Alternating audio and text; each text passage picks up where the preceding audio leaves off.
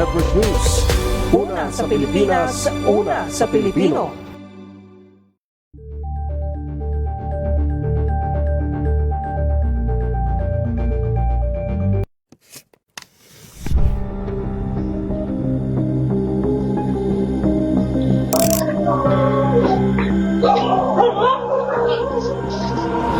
Nakakaawa yung mga delivery rider o yung mga rider na ibig sabihin yan yung last resort nila na nagmamakaawa sila na kung meron pa nga nakalagay, pera na lang kunin nyo, motor na lang kunin nyo, wag lang yung buhay ko. Ayaw natin na nagtitrending. No? Nagtitrending kung hindi, ayaw natin may nadidisgrasya. Pero dahil nga to trending, ito ay magkakos ng shame ng pagkahiya doon sa kumpanya. Bakit mo dinidecline? Ikaw, complain kita. Pag kinomplain ka, 2 araw na suspension yung pinakamaikli nun. So meaning 2 araw na walang kakainin yung pamilya mo, yun yung ibig sabihin nun. At walang verification yun. Marami tayong issue, totoo. Pero ito ay blanket to eh. Ang daming provision nito na magbibigay sa amin ng mas maayos na sistema ng hanap buhay. So yung ILO Convention na ito.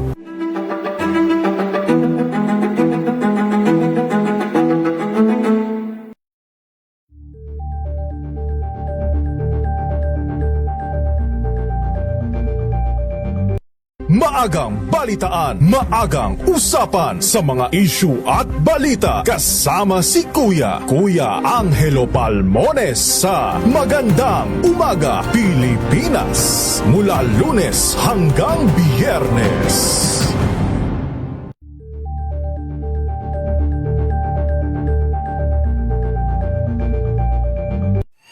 Mga balitang gigising sa inyong umaga. Mga balitang kailangan mong malaman. Mapapakinggan sa ACS Balita sa 2x2. Kasama sina Anthony Taberna at Jerry Baha. Lunes hanggang Biyernes.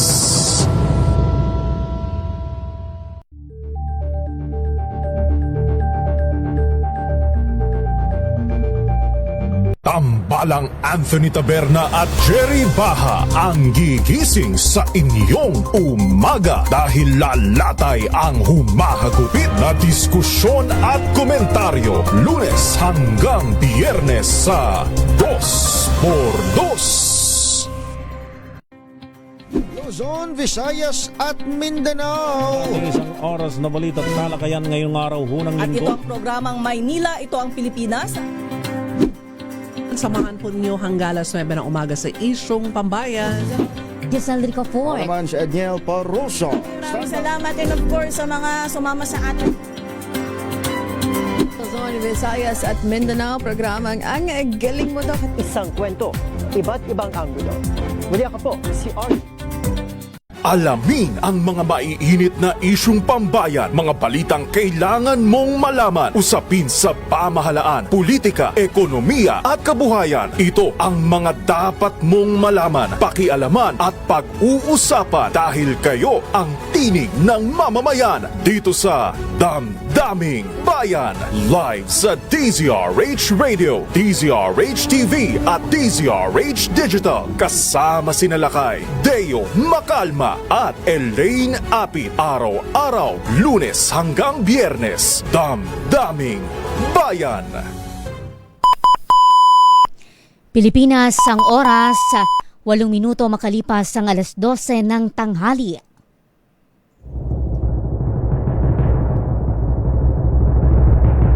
And the Golden Dove for Best Field Reporter goes to Giselle Ricafort, DZRH.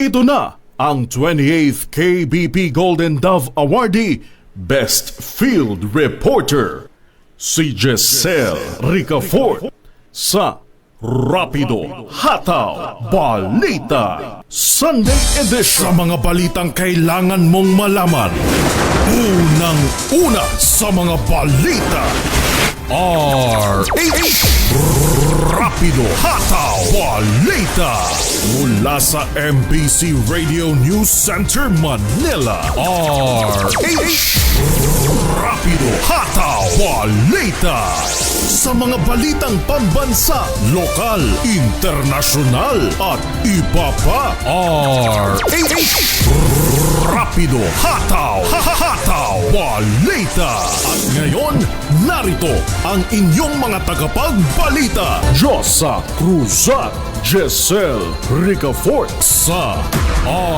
RH Rapido Hataw, Balita, Balita.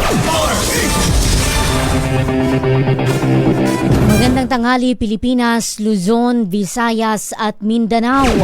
Ika-23 sa buwan ng Agosto taong pangkasalukuyan. Sa mga ulo ng ating balita, 3 bagyo sa labas ng Philippine Area of Responsibility. Bantay sarado ng Pag-asa ang habagat, magpapaulan pa rin sa Luzon. Police Brigadier General Christopher Abrahano itinalagang officer in charge ng NCRPO. School violence, sistematikong problema, hindi na isolated ayon sa Teachers Dignity Coalition. Guidance counselors at security personnel sa mga eskwelahan kulang ayon pa rin po sa Teachers Dignity Coalition. Panibagong taas presyo sa petrolyo nakaamba sa Martes. Hepe ng HPG-NCR at 12 tauhan sinibak. Nationwide school safety drill kasado sa Martes.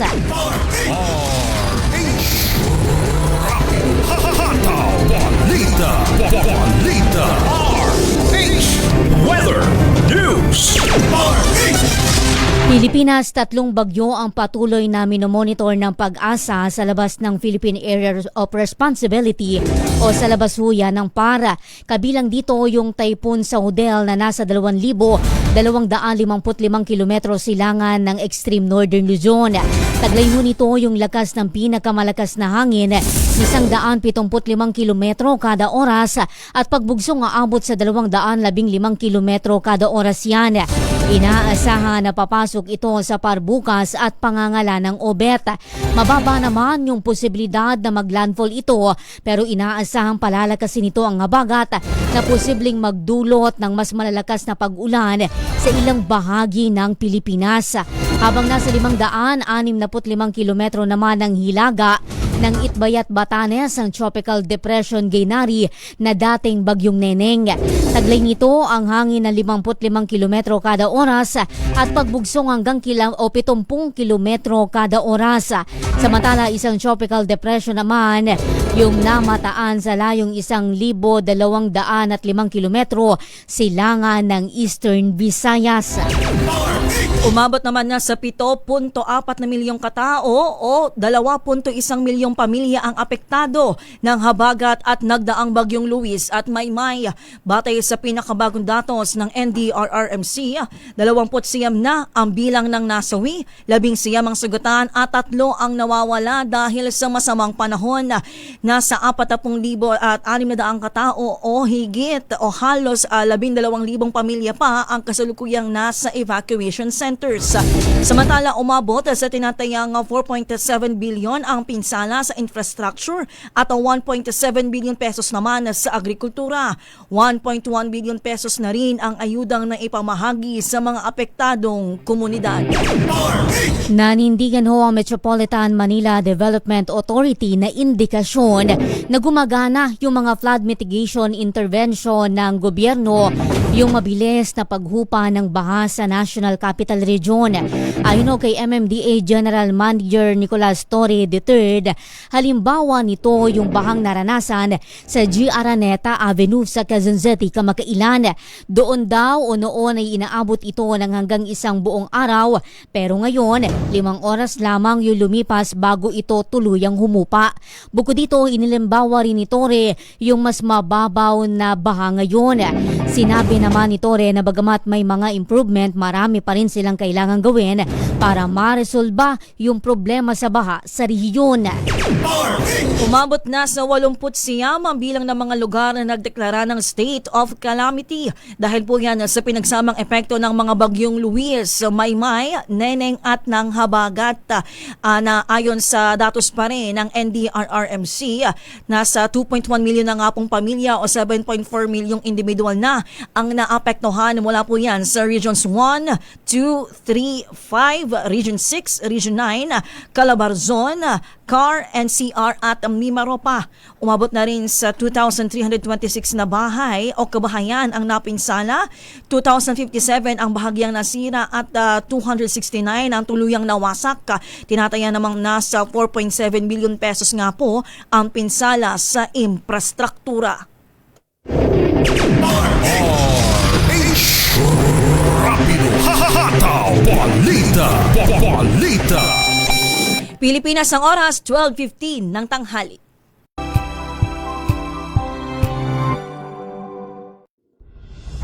Tuloy-tuloy ang pagtulong, tuloy-tuloy ang pagseserbisyo at tuloy-tuloy ang balitaan kasama si May Binauhan sa Operation Tulong mula Lunes hanggang Biyernes.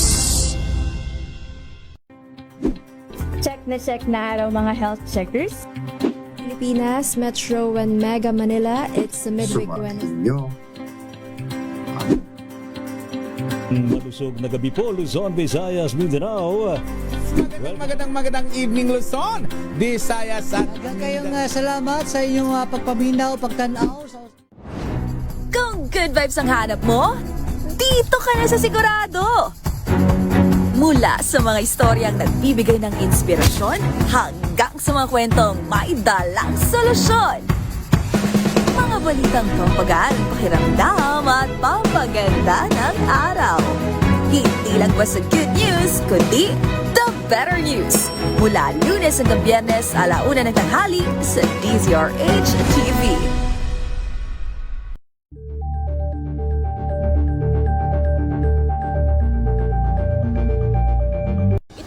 Ng naitalang 17 individual na ang kanilang naaresto. Ng Metro Manila Development Authority o MMDA ang No Contact Apprehension Policy o NCAP sa Metro Manila. Sa ang ilang mga dokumento ay peke.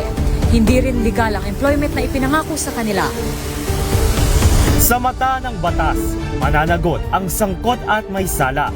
Dahil sa bawat paglabag, may karampatang parusa. Alamin ang mga pananagutan sa likod ng mga bawal. Dito sa Hoy! Bawal yan, tuwing Sabado, 11:30 ng umaga. Dito lang sa DZRH TV.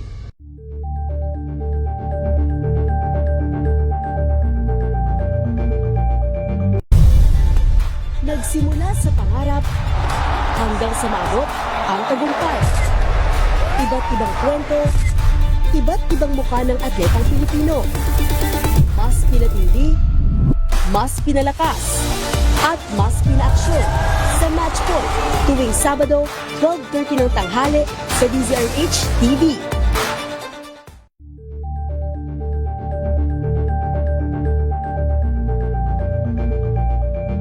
We've got you covered. From the hottest hits, exclusive interviews, kilig to the bones fan meet experience, and hataw performances of your favorite stars. Saturdays, 12 noon, dito lang sa DZRH TV.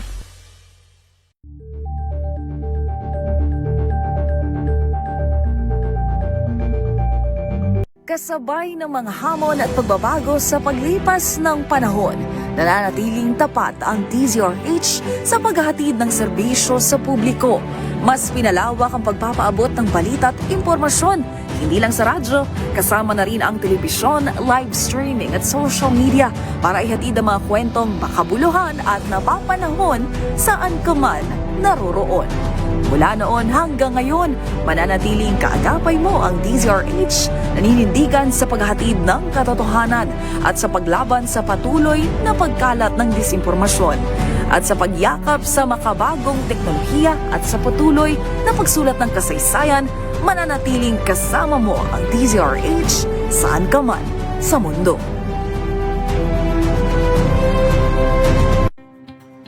Luzon, Visayas at Mindanao. Isang oras na balita at talakayan ngayong araw, hunang At ito linggo. ang programang Maynila, ito ang Pilipinas.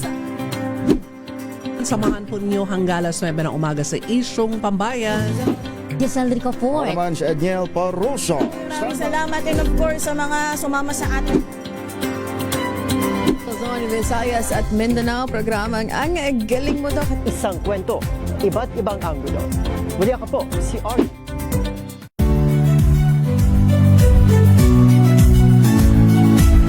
Magandang araw mga kaibigan. Ito po ang inyong balerina ng bayan, si Lisa Macuha Elizalde, na nag-aanyaya sa inyong samahan kami at ang aming mga espesyal na panauhin para sa kalahating oras ng masayang kwentuhan sa aming programang Art to Art, kung saan ang usapang sining at kultura ay para sa lahat.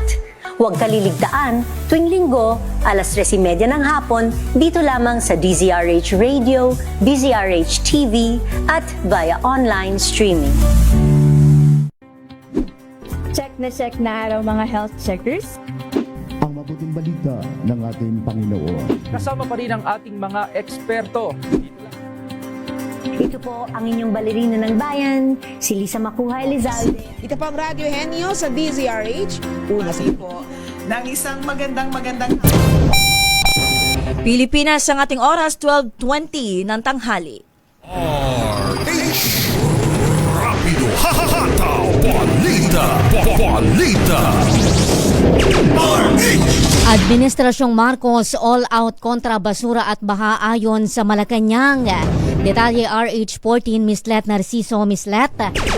Giselle, Diyosa, todo ang pagkilos ng administrasyon ni Pangulong Ferdinand Marcos Jr. laban sa basura at pagbaha.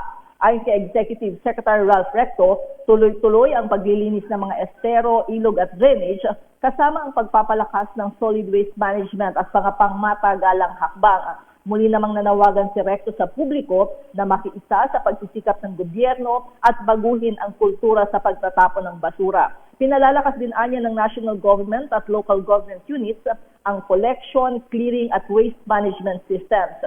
Binigyang diin ni Recto na ang first line of defense laban sa baha at basura ay nagsisimula sa pamayanan kaya't mahalagang magkatuwang ang national government at LGUs.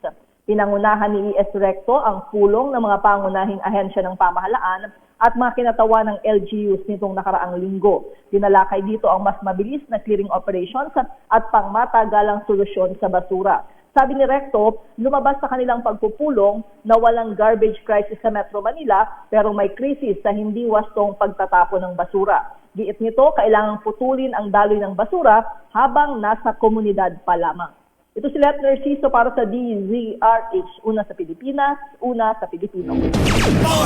Ang Visayas Grid, 3 oras na isa sa ilalim sa yellow alert status mamayang gabi ayon po yan sa NGCP.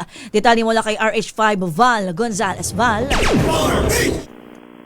Mula alas 6 ng gabi o mamayang gabi hanggang alas 9 ng gabi ay muling isa sa ilalim sa yellow alert status ang Visayas Grid sa anunsyong inilabas ng National Grid Corporation of the Philippines o NGCP.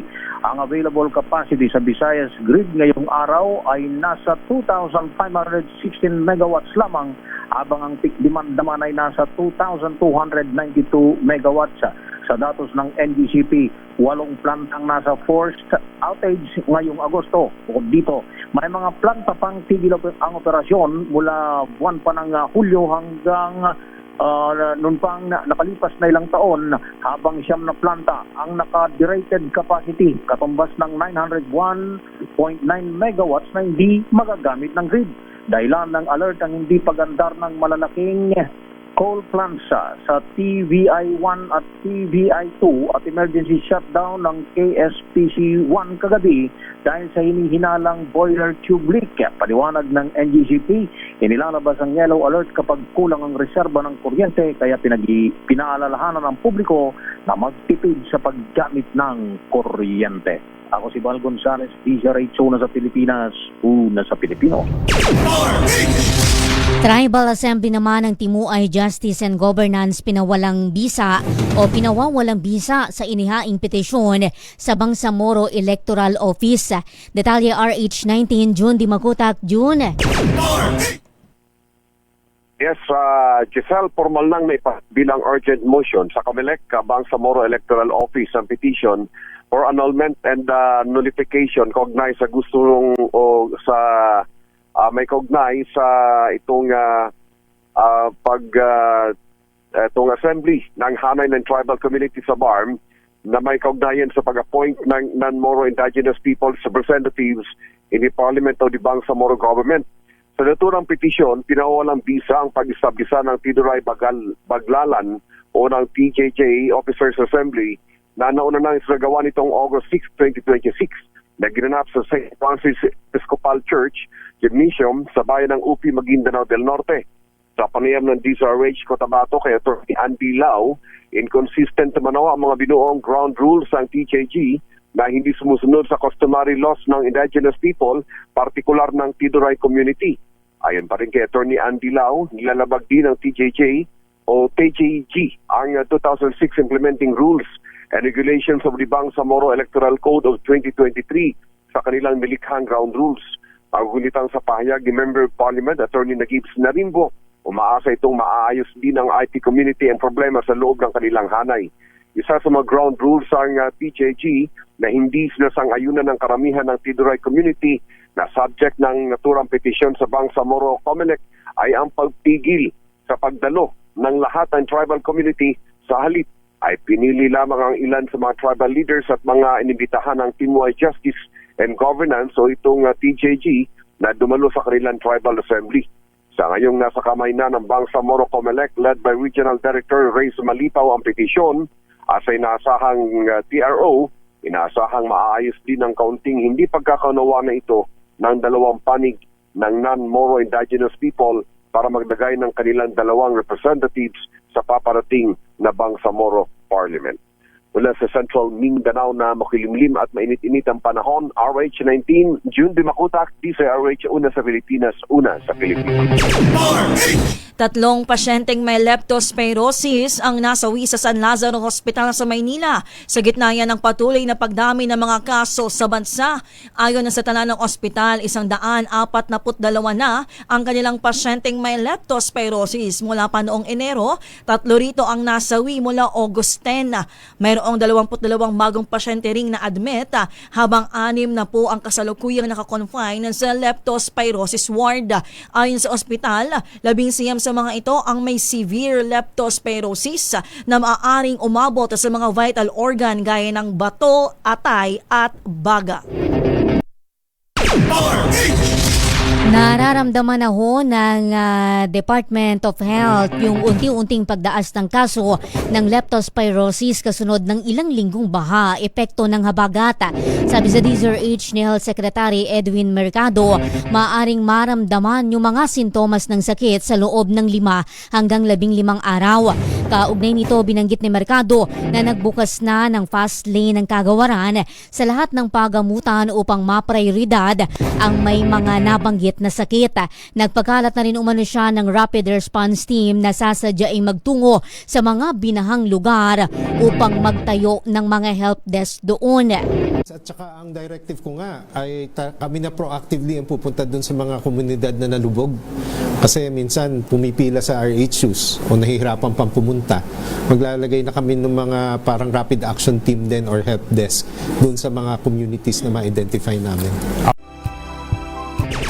Samantala, itinalagang bagong pinuno ng National Capital Region o Police Office si Police Brigadier General Christopher Abrahano kapalit ng magreretirong si Police Major General Anthony Abirin. Batay sa General Orders, ang magsisilbing officer in charge ng NCRP o si Abrahano epektibo ngayong araw, August 23. Miyembro ng PNP Academic Agapay Class of 1996, nagsilbing Regional Director ang General sa Northern Mindanao o Police Regional Office 10. Saglit din siyang naging leader ng Criminal Investigation and Detection Group sa ilalim ni dating PNP Chief Nicolas Torre III. Muli hong susuruin ng Metropolitan Manila Development Authority yung Drainage Master Plan sa Metro Manila kasabay ng pagbilis ng paghupa ng baha sa rehiyon. Ayon kay MMDA General Manager Nicolas Torre III, umaabot na lamang sa humigit kumulang 5 oras bago humupa ang baha sa Aurora Boulevard malapit sa Katipunan Avenue, Quezon City na dating 18 hanggang 24 oras. Kasado na ang nationwide simultaneous school safety drill ng Department of Education na itinakda po sa August 25, araw ng Martes. Kasado dito ng shooting incident sa Ateneo de Zamboanga University na ikinasawi ng 2 kabilang po ang gunman. Isasagawa ang drill 9 a.m. sa lahat ng pampubliko at pribadong elementary at secondary schools sa buong bansa. Ayon kay Education o DepEd Undersecretary at Chief of Staff Fatima Panuntongan, kailangang magsagawa ang bawat paaralan ng drill batay sa kanilang localized contingency plan para sa mga insidenteng may aktibong pag-atake. Inatasan din ng mga paaralan na bumuo, magsuri o mag-update ng kanilang contingency plans upang matiyak ang maayos na pagtugon sa ganitong uri ng emergency. Ang aprobadong contingency plan ay dapat ding ibahagi sa LGU, Philippine National Police at Parent Teacher Associations para mapalakas ang koordinasyon at paghahanda. Hindi isolated kundi isa ng sistematikong problema ang karahasan sa loob ng mga paaralan. Ito ho ang sinabi sa DZRH News ni Jim Lester Beleno, ang tagapagsalita ng Teachers Dignity Coalition, matapos ang pamamaril sa Ateneo de Zamboanga na ikinamatay ng 2 individual. Ayon ho kay Beleno, kailangang tuntunin ng gobyerno ang pinakaugat ng serye ng mga school violence ngayon. Masalimuot at kawing-kawing anya yung mga salik dito, kabilang yung digital world at mental health ng mga mag-aaral. Simuot, ma'am, kasi maraming factors na nagko-contribute dito. Kaya pinuna namin yung pahayag ni Yusek Claire Castro na para bang yung CC ay napunta sa isang factor, yung guro daw. Sino-sino po yung mga kasama ng bata at humuhubog ng bata? Unang-una, nandyan po yung pamilya. Pangalawa, yung komunidad. Pangatlo, yung mga kaibigan niya. At syempre, yung lipunan at yung estado din na nakikita niya at pa din natin binabanggit yung digital world natin. Di ba? Yung mga napupanood niya, na-access niya po sa virtual world na tinatawag natin. At isang component din dyan, Beleno na hindi dapat isinisisi sa mga guro yung ganitong karahasan dahil sangkaterba yung hawak nilang mag-aaral. Bukod dito, kulang na kulang din, sabi ng spokesperson, yung mga guidance counselor at security personnel sa mga eskwelahan. Nananawagan din po kami sa estado, lalo na sa aming ahensya, na itong mga guidance counselors talagang dapat mag-hire na. At yung i-review yung polisiya tungkol sa ating mga security personnel. Kasi halos po yung mga security na nasa paaralan ay mga utility yung item. So kinakailangan na ngayon, di ba, katulad po ng mga private establishment, may mga ahensya po, di ba, na kung saan nagpro-provide ng mga security personnel. Baka timely na po na ganito din yung i-review ng ating ahensya. Ibablock na ng ilang telecommunication companies ang mga website na nag-i-stream o naglalaman ng video ng school shootings at iba pang uri ng matinding karahasan. Sa magkakahiwalay na pahayag, tiniyakan ng Globe Telecom, PLDT Incorporated at wireless subsidiary nito na Smart Communications na aalisin ng access sa mga website na nanghihikayat ng karahasan. Ayon sa PLDT, nakatakda nitong i-block ang nasa higit 100 ang website na nag-i-stream o nag-host ng video ng pamamaril sa mga eskwelahan. Ibinida naman ng Globe ang Anti-Child Exploitation Campaign noong 1 taon kung saan nasa halos 500,000 domains at URLs na naglalaman ng child sexual abuse at exploitation materials ang nablock. Ginawa ng mga telco ang pahayag matapos ang nangyaring school shooting incident sa Ateneo de Zamboanga University na ikinamatay ng 2 estudyante, kabilang na po ang gunman. Hihigpitan ho ng PNP ang accountability measure sa mga tauhan nito para maiwasan na mapunta sa kamay ng mga bata at hindi otorisadong tao yung kanilang mga baril. Inatasan ni PNP Chief Police General Jose Melencio Nartates ang mga commander na paalalahanan yung mga pulis sa wastong pag-iimbak at paghawak ng baril, lalo na kapag off-duty at nasa bahay. Ayon sa PNP, hindi dapat iiwan ang mga baril sa lugar na madaling maabot ng mga bata o hindi otorisadong individual. Isasama rin yung firearm safety reminder sa regular na briefing ng ating mga kapulisan. Dalawang lalaki ang naaresto sa magkahiwalay na insidente ng pagbabanta ng school shooting dyan naman po sa Cebu. Isa sa mga sospek ang umano'y nagbanta laban sa isang pribadong universidad sa Cebu City. Habang ang isa naman ay 21-year-old na lalaki na iniuugnay sa mga banta laban sa Bantayan National High School Senior High School. Nahaharap ang mga sospek sa mga reklamong may kaugnayan sa Cybercrime Prevention Act habang nagpapatuloy ang investigasyon ng mga otoridad. Arestado ho ang isang 15 anyos na lalaki matapos umanong magpakalat sa social media ng mga banta ng pamamaril at paggamit ng granada sa mga pampubliko at pribadong paaralan sa Valencia City, Bukidnon.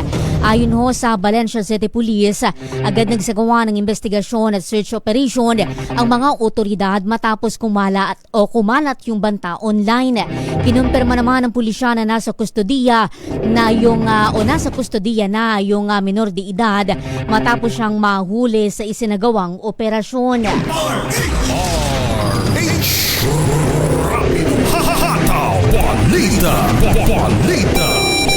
Pilipinas ang ating oras, 12:36 ng tanghali.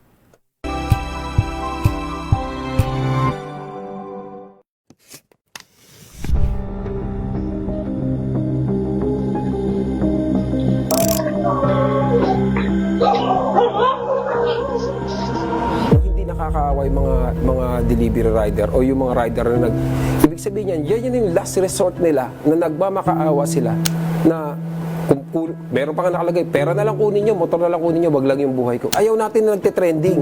No? Actually, nagte-trending kung hindi, ayaw natin may nadidisgrasya. Pero dahil nga to trending, ito ay magkakos ng shame ng pagkahiya doon sa kumpanya. Bakit mo dinidecline? Ikaw, complain kita. Pag kinomplain ka, 2 araw na suspension yung pinakamaikli nun. So meaning 2 araw na walang kakainin yung pamilya mo, yun yung ibig sabihin nun. At walang verification yun. Marami tayong issue, totoo. Pero ito ay blanket to eh. Ang daming provision na ito na magbibigay sa amin ng mas maayos na sistema ng hanap buhay. So yung ILO Convention na ito.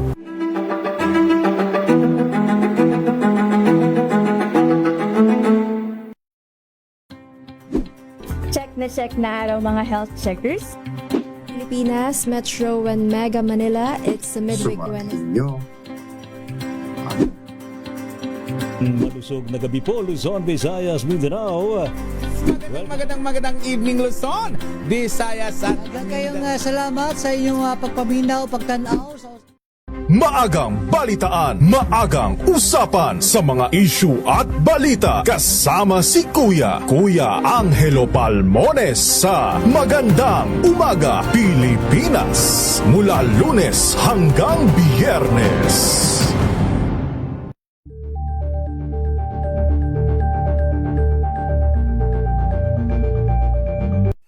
Mga balitang gigising sa inyong umaga. Mga balitang kailangan mong malaman. Mapapakinggan sa ACS Balita sa 2x2. Kasama sina Anthony Taberna at Jerry Baha. Lunes hanggang Biyernes.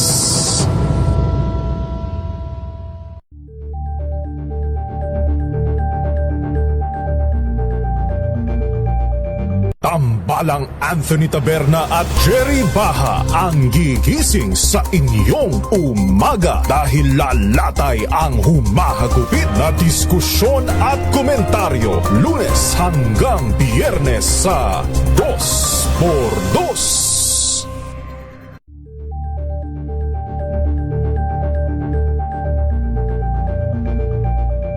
Alamin ang mga maiinit na isyung pambayan, mga balitang kailangan mong malaman, usapin sa pamahalaan, politika, ekonomiya at kabuhayan. Ito ang mga dapat mong malaman, pakialaman at pag-uusapan dahil kayo ang tinig ng mamamayan dito sa Damdamin Daming Bayan. Live sa DZRH Radio, DZRH TV at DZRH Digital. Kasama sina Lakay, Deo Makalma at Elaine Apit. Araw-araw, Lunes hanggang Biyernes. Daming Bayan.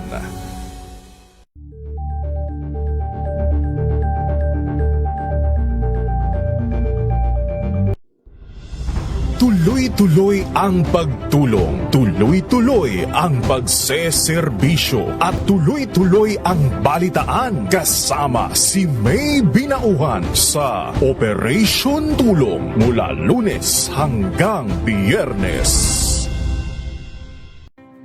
Luzon, Visayas at Mindanao. Ang isang oras na balita at talakayan ngayong araw hunang At ito linggo. ang programang Maynila, ito ang Pilipinas.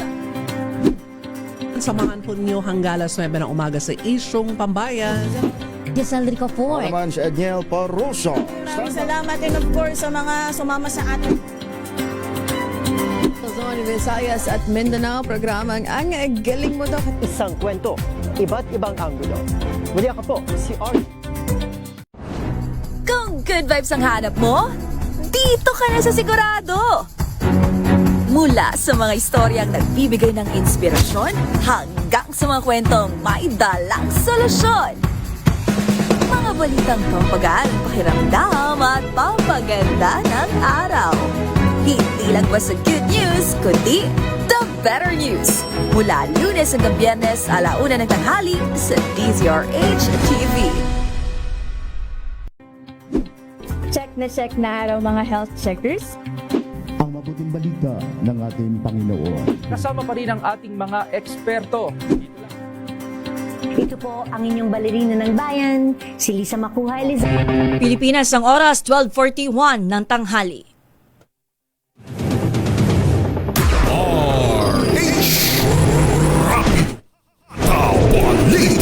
Balita.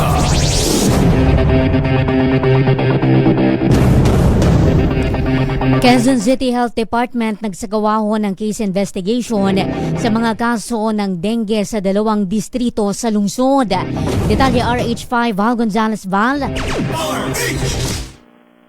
Giselle, 2 araw na nagsagawa ng case investigation ng mga surveillance officer ng Quezon City District 1 at 6 Epidemiology and Surveillance Unit dahil sa mga bagong kaso ng dengue sa lungsod ng Quezon.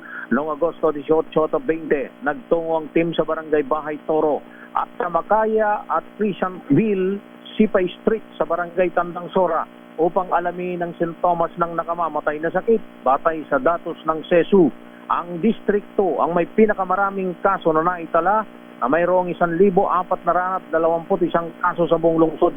Umabot na sa 4,024 ang kaso ngayon ng dengue sa Quezon City mula iyan sa pagpasok ng Enero hanggang nitong Agosto 20, habang 19 na katao na ang namamatay. Pinaka-apektado ang mga edad 10 taon pababa na mayroong 1,011 kaso o 45% ng kabuang bilang ng tinatamaan ng salot na dengue. Dahil dito'y patuloy namang nananawagan ng City Health Department sa publiko na sundin ang 4S kontra dengue. Ito'y ang sirain ng pinamumugaran ng lamok, pagprotekta sa sarili, suportaan ang fogging operations at kumonsulta agad sa mga doktor.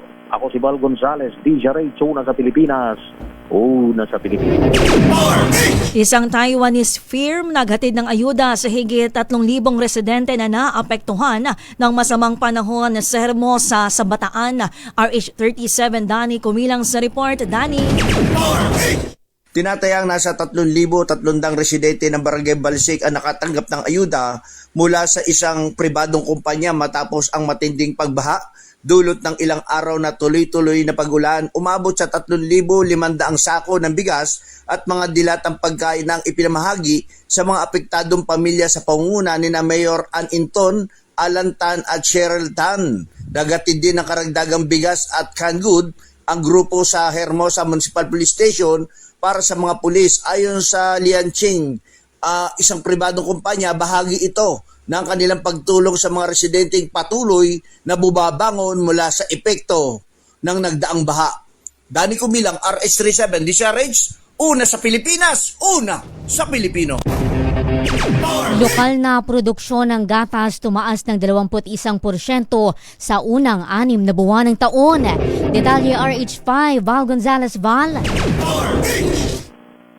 Giselle, nasa kabuang 21.2% ang itinaas ng lokal na produksyon ng gatas sa Pilipinas mula pagpasok ng buwan ng Enero hanggang nitong Hunyo 2026. Sa report ng Philippine Statistics Authority o PSA mula sa datos ng National Dairy Authority o NDA, mas mataas ito ng 25.38 million liters kumpara sa 20.94 million liters noong 2025. Ayon sa PSA, lumobo rin ng 6.5% ang dairy herd mula 155,662 noong 2025 na nasa 165,858 na ngayong taon.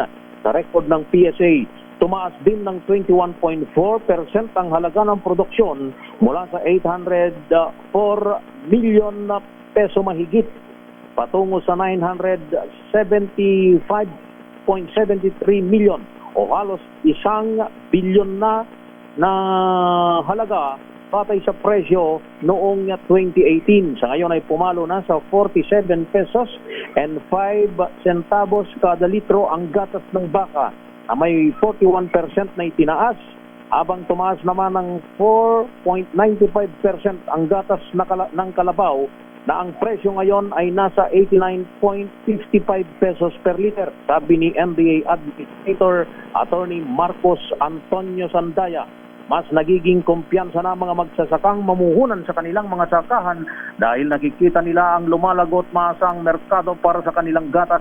Ani Andaya, malaki ang tulong ng lumalaking demand mula sa programa ng gobyerno tulad ng DepEd, School-Based Feeding Program, feeding initiatives ng DSWD at feeding programs ng mga LGU para sa mga bata sa daycare.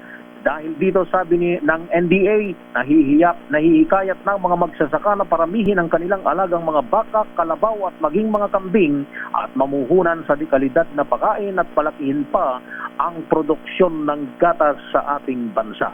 Ako si Val Gonzalez, DZRH, una sa Pilipinas, una sa Pilipino. Babae na wanted sa kasong multiple rape, arestado sa Tacloban. RH32 Jimmy Angay-Angay sa report. Jimmy. Naaresto ng mga otoridad ng isang 42 anyos na babae na most wanted person dahil sa kasong multiple rape sa Purok 2, Barangay 21, Abukay, Tacloban City, dakong alas 11:45 ng gabi. Kinilala ng PNP akusado si Ima Hereliana, isang fish vendor, residente sa naturang lugar. Isinagawa ang operasyon ng mga tauhan ng Sikan Samar Provincial Mobile Force Company kasama ang Provincial Intelligence Unit, Samar Police Provincial Office, Police Station 2 ng Tacloban City Police Office at Santa Rita Municipal Police Station. Naaresto ang akusado sa bisa ng warrant of arrest na may pitsa Abril 30 taong 2002 na nilabas ni Judge Vito Varquez, presiding judge ng Basay Samar. Ayon sa ulat, walang inirekomendang piyansa para sa naturang kaso.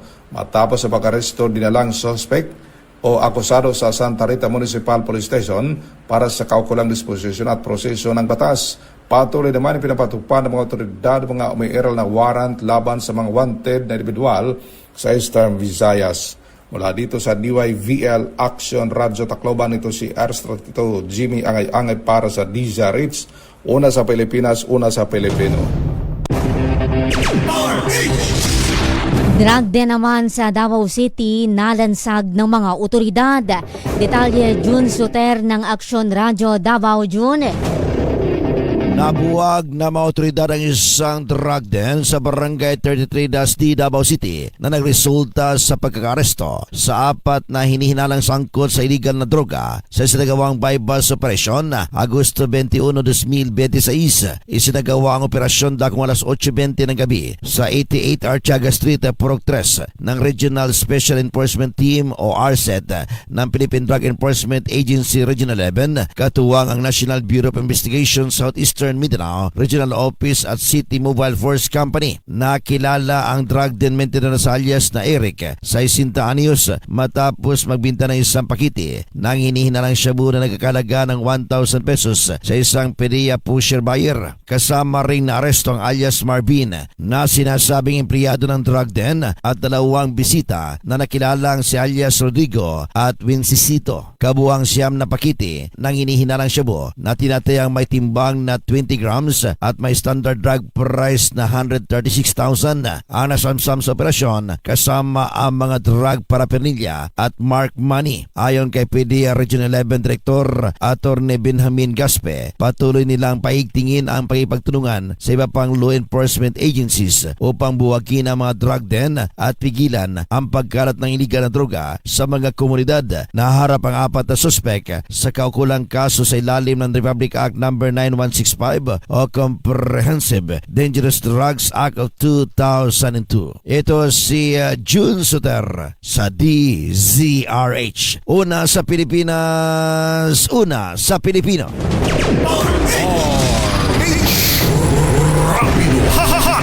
Balita!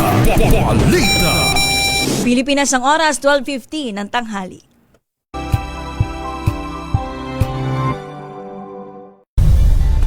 Nagsimula sa pangarap hanggang sa maabot ang tagumpay. Iba't ibang kwento, iba't ibang mukha ng atletang Pilipino. Mas pinatindi, mas pinalakas, at mas pinaaksyon sa Match Point tuwing Sabado, 12:30 ng tanghali sa DZRH TV. Check na araw mga health checkers. Pilipinas, Metro and Mega Manila, it's the midweek Wednesday. Malusog na gabi po, Luzon, Visayas, Mindanao. Magandang evening Luzon, Visayas at Kayong salamat sa inyong pagpaminaw, pagtanaw. We've got you covered. From the hottest hits, exclusive interviews, kilig to the bones fan meet experience, and hataw performances of your favorite stars. Saturdays, 12 noon, dito lang sa DZRH TV.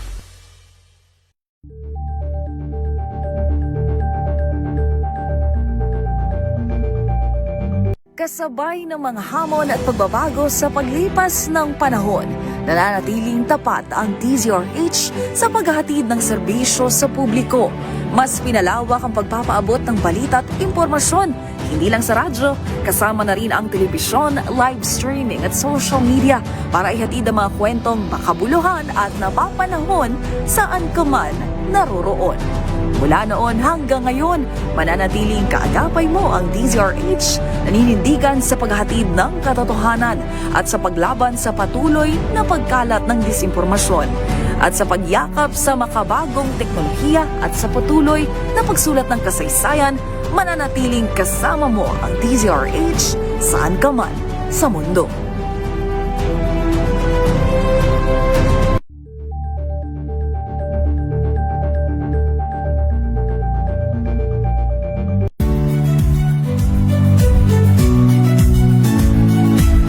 Magandang araw mga kaibigan. Ito po ang inyong balerina ng bayan, si Lisa Macuja Elizalde, na nag-aanyaya sa inyong samahan kami at ang aming mga espesyal na panauhin. Saan ho nasisipang muli yung presyo ng mga produktong petrolyo sa Martes. Batay ho sa 4 na araw na trading sa pandaigdigang merkado, tinatayan tataas ng 2 piso 23 piso o 2 piso 23 sentimo ang kada litro ng diesel. Maaari naman tumaas ng piso 51 sentimo ang kada litro ng kerosene, habang piso at 4 na sentimo sa kada litro ng gasolina naman. Ang muling pagsipa ng presyo bunsod pa rin ho na nagpapatuloy pa rin tensyon sa gitnang silangan. Sinibak sa pwesto ang hepe ng Highway Patrol Group NCR maging ang 12 sa mga tauhan nito matapos ang palpak umanong raid sa Bulacan. Batay sa relief order na inisyu ng PNP HPG, lipat muna sa Human Resource Management Division si Police Colonel Joey Tomas Caise. Nauna nang pumutok sa social media ang umano'y girian ng HPG at ang mga tauhan ng Bureau of Customs nang tangkain umano ng mga pulis na kunin ang mga smuggled na sigarilyo mula sa isang incinerator facility. Nakarating kay Customs Chief Ariel Nepomuceno ang insidente at agad isinangguni sa mataas na opisyal ng pulisya. Target ho ng House Prosecution Panel na matapos yung kanilang paglalatag ng mga pruweba sa impeachment trial ni Vice President Sara Duterte bago matapos yung Setyembre o susunod na buwan. Ayon kay House Prosecutor Representative Terry Didon, ito'y para sa mas mabilis na pagtatapos ng paglilitis laban sa pangalawang Pangulo. Iginiit ni Didon suportado ng prosekusyon yung pahayag ni Senate President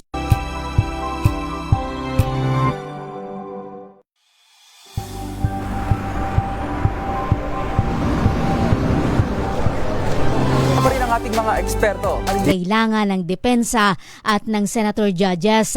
Sa ngayon, tinatalakay ho ng prosekusyon ang aligasyon ng maling paggamit ng confidential fund ng pangalawang Pangulo. Ihaharap ng House Prosecution Team sa impeachment court ang mga opisyal ng Philippine Statistics Authority bilang mga testigo. Ayon kay House Prosecutor Representative Terry Ridon, ito ay para patunayan na fictitious o gawa-gawa lamang ang mga individual na umano'y tumanggap ng confidential funds ng OVP. Giit ni Ridon, ang naturang PSA officials ang nagsagawa ng pag-aaral at nagbunyag sa mga questionableng pangalan ng recipients. Lumabas anya sa pagsisiyasat na ang mga pangalan sa acknowledgement receipts gaya ng Mary Grace Piatos, Milky Sequoia at iba pa ay hindi ipinanganak, ikinasal o namatay sa Pilipinas dahil wala silang record sa PSA. Pagbibigay diin ng mambabata sa patunay ito na peke at gawa-gawa lamang ang mga nasabing pangalan, nangangahulugan ng may kababalaghan at ang maling paggamit sa pondo ng bayan. Iginiit ni Bicol Saro Party List Representative Terry Ridon, sapat ang mga testimonya ni Gina Acosta, dating Special Disbursement Officer ng OBP, para patunayan nagkaroon ng maling paggamit sa confidential fund ng Pangulong o ni Vice President Sara Duterte. Ayon kay Ridon, sinabi ni Acosta, inutos mismo ng pangalawang Pangulo ang pagbibigay ng 125 milyong piso na confidential fund kay Colonel Raymond Dante Lachica noong December 2023 yan. Iginiit ni Ridon na ang naturang transaksyon yung naging batayan ng Commission on Audit sa Notice of Disallowance para sa 2023. Samantala, inaasahan ng prosekusyon yung testimonya ni Edward Fajarda, dating Special Disbursement Officer ng Department of Education. Muling pinasinungalingan ng Armed Forces of the Philippines ang Chinese Embassy sa panibago nitong hirit kaugnay ng BRP Sierra Madre. Ayon kay AFP spokesperson for the West Philippine Sea, retired Rear Admiral Roy Vincent Trinidad, sinusubukan ng China na i-rewrite ang history o baguhin ang kwento sa Ayungin Shoal. Kasunod ito ng panawagan ng Embahada sa Maynila na tuparin ang anilay pangako ng gobyerno na hahatakin paalis ang sasakyang pandigma na nagsisilbing outpost sa area. Pero giit ni Trinidad, hindi aabandonahin ng AFP ang BRP Sierra Madre. Hindi umano ito katulad ng iligal na militarisasyon ng China sa karagatan dahil nasa loob ng Philippine EEZ ang Ayungin Shoal. Kulungan ho yung bagsak ng isang 30 anyos na lalaki matapos umanong gahasain at ibinahay pa yung kanyang 12 anyos na chatmate sa Pasay City. Ayon sa Pasay City Police Station, nakipagkita ang biktima sa suspect noong August 18 at nag-check-in sila sa isang hotel bago umano dinala ng lalaki yung bata sa kanilang bahay. 3 araw nang hindi umuuwi yung biktima sa kanilang bahay dahilan para hanapin ang kanyang mga magulang. Nakipag-ugnayan yung bata sa mga magulang at sinabi kung nasaan siya kaya dito na sila humingi ng tulong. Dinakip yung suspect sa isang convenience store sa Pasay City at dinala sa barangay hall bago ito inilipat sa kustodiya ng Pasay City Police Station. Depensa ho ng suspect, hindi niya alam na 12 anyos lamang yung biktima dahil nagpakilala umano ito bilang 18 anyos. Itinanggi rin ng pamilya ng suspect yung paratang. Sinubukan umano ng pamilya ng suspect na makipag-areglo sa pamilya ng biktima pero desidido silang ituloy yung reklamo laban dito. Mga balita sa ibayong dagat. Para sa ating foreign news, Iran ituturing na kaaway ang sinumang bansa na kikiling sa sanksyon ng Estados Unidos. Report mo lang kay Don Carlos Pobre. Don? Diyos nagbabala ang bansang Iran na ituturing nilang kaaway ang mga bansa na pabor sa tinawag na economic war ng Amerika laban sa mga Islamic Republic. Kasunod ito ng kampanya ng Washington sa mga kakampi nitong bansa na sumama na sa kanila para i-isolate ang ekonomiya ng Iran. Pero sa payag ni Mohsen Rasai, head ng Iran Supreme National Security Council sa kanilang state television, nakiusap ito sa mga bansa na huwag sumama sa gyera kontra ekonomiya ng Estados Unidos. Saad pa ni Rasay, marami silang alas pagdating sa digmaan at sinabing hindi pa sila umatake ng anumang economic interest ng Amerika at tanging military bases lamang ang inatake nito. Una lang nag-anunsyo ang United Arab Emirates, isa sa mga major trading partners ng Iran na sususpendin na nito ang lahat ng trade and financial transactions sa Tirana. Samantala, hindi sumang-ayon ng China sa inisyatibo ng Amerika at sinabing hindi ito makatutulong para mawakasan na ang gyera sa gitnang silangan. At yan ang balita mula sa ibayong dagat. Ito si Don Carlos Pobre ng DZRH, una sa Pilipinas, una sa Pilipino.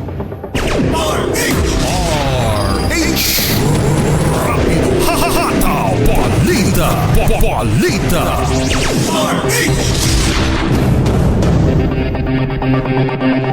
Balikan na ho natin ang mga ulo ng ating balita. Tatlong bagyo sa labas ng PAR bantay sarado ng Pag-asa. Ang habagat magpapaulan pa rin sa Luzon. Police Brigadier General Christopher Abrahano itinalagang officer in charge ng NCRPO. School violence, sistematikong problema, hindi na isolated ayon sa Teachers Dignity Coalition. Guidance counselors at security personnel sa mga eskwelahan kulang ayon sa Teachers Dignity Coalition. Panibagong taas presyo sa petrolyo, nakaamba na naman sa Martes. Hepe ng HPG-NCR at 12 tauhan sinibak. Nationwide school safety drill kasado sa Martes.